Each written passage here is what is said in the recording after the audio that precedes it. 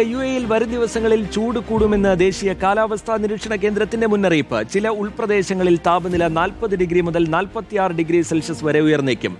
ഇന്ന് പലയിടങ്ങളിലും ശക്തമായ കാറ്റിനും സാധ്യതയുണ്ട്.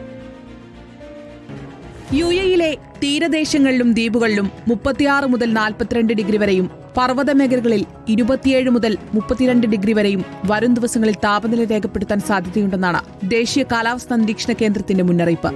ഇന്ന് പൊതുവെ തെളിഞ്ഞ കാലാവസ്ഥയായിരിക്കുമെങ്കിലും മണിക്കൂറിൽ 40 കിലോമീറ്റർ വരെ വേഗതയിൽ ശക്തമായ കാറ്റ് വീശാൻ സാധ്യതയുണ്ട്.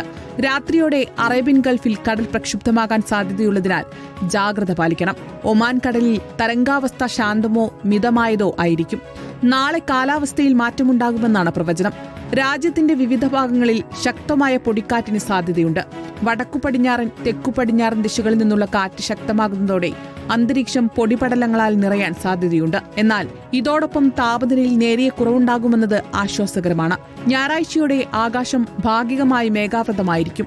കിഴക്കൻ മേഖലകളിൽ മേഘാവൃതമായ അന്തരീക്ഷം കൂടുതൽ പ്രകടമാകും. ഞായർ രാത്രിയും തിങ്കൾ രാവിലെയും ചില തീരദേശ ഉൾപ്രദേശങ്ങളിൽ അന്തരീക്ഷ ഈർപ്പം വർദ്ധിക്കാനും പ്രത്യേകിച്ച് പടിഞ്ഞാറൻ പ്രദേശങ്ങളിൽ മഞ്ഞുമൂടിയ അന്തരീക്ഷം രൂപപ്പെടാനും സാധ്യതയുണ്ട്. അടുത്ത ആഴ്ചയുടെ തുടക്കത്തിൽ താപനില വീണ്ടും ഉയർന്നേക്കാമെങ്കിലും ആകാശം പൊതുവെ തെളിഞ്ഞതോ ഭാഗികമായി മേഘാവൃതമായോ തുടരുമെന്നും കാലാവസ്ഥാ കേന്ദ്രം അറിയിച്ചു. Reporter, Dubai.